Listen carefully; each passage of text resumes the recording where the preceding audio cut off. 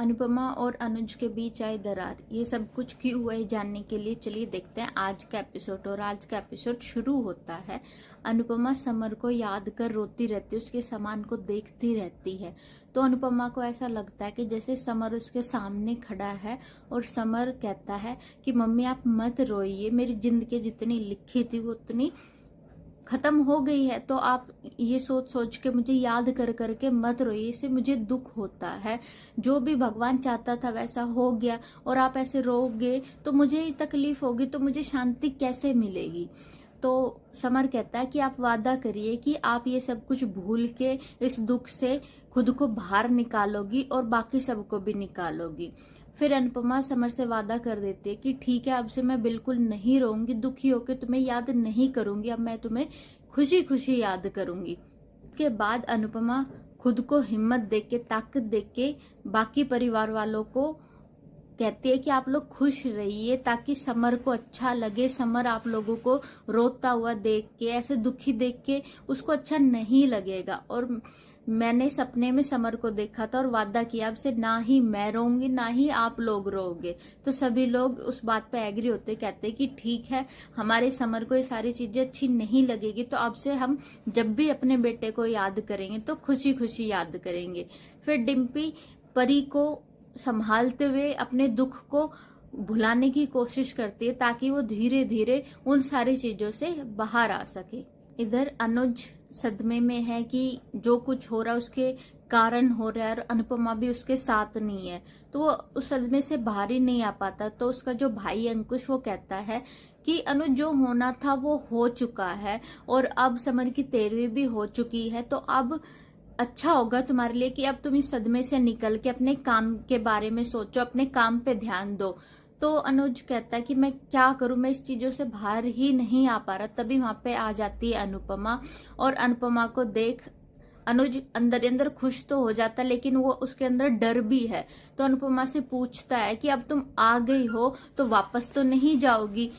लेकिन अनुपमा अनुज की किसी भी बात का जवाब ना देके घर के अंदर चली जाती है। थोड़ी देर बाद अनुज फिर से कोशिश करता है कि किसी न किसी तरीके से वो अनुपमा से बात कर पाए, अपनी दिल की जो बात वो बता पाए और अनुपमा अनुज का जो पहलू है उसको समझ पाए। लेकिन अनुपमा यहाँ भी अनुज की किसी भी बात पे कोई रिएक्शन नहीं देती है। और कुछ देर बाद फिर अनुपमा अनुज से कहती है कि मुझे पुलिस स्टेशन जाना होगा समर के केस की वजह से और कोर्ट भी जाना हो सकता है, तो मैं और मिस्टर शाह ये सारा चीजें हैंडल कर लेंगे और आपके लिए अच्छा होगा कि आप इन सब चीजों से दूर रहो।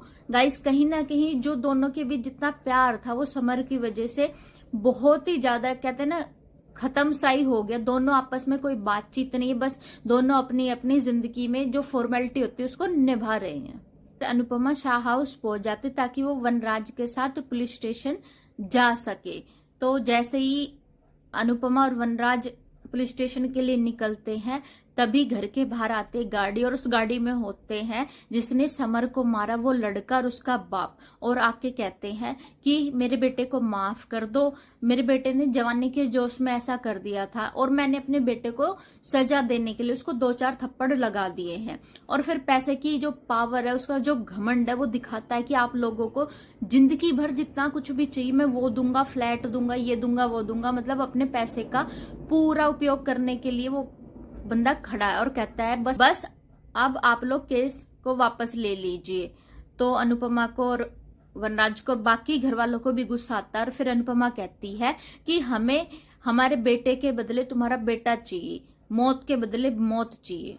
तो फिर उसको और गुस्सा आता है, वो कहता है कि आप लोग ये सब कुछ अच्छा नहीं करे, आप समझ नहीं सकते कि मैं अब इसके बाद कितना कुछ कर सकता हूँ।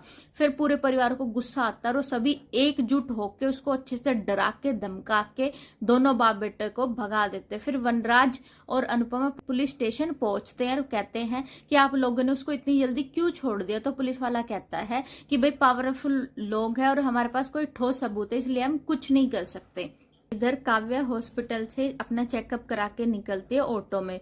तो ऑटो वाला काव्या को धमकी देता है कि अपने पति को बोलो या तो केस वापस ले लेंगे वरना अच्छा नहीं होगा, एक तो बेटा खो दिया है, वो दूसरा बेटा भी खो सकता है। और काव्या को ऑटो से धक्का दे देता है और वो सड़क पे गिर जाती है और गाइस, जबकि आपको पता है कि काव्या प्रेग्नेंट है, तो सड़क पे गिरते ही जोर जोर से चिल्लाते कि हाय मेरा बच्चा, रोने लगती है। और आज का एपिसोड यहीं पे खत्म हो जाता है। देखते कल के एपिसोड में गाइस क्या काव्या का बच्चा बच पाया है, और हमें एक नया ट्विस्ट देखने को मिलेगा कि वनराज के अपने बच्चे ही समर की मौत के केस में साथ छोड़ देंगे। और ये सब कुछ देखने के लिए अगर आपने मेरे चैनल को सब्सक्राइब नहीं किया गाइस तो जल्दी से सब्सक्राइब कर लीजिए। Thank you, take care.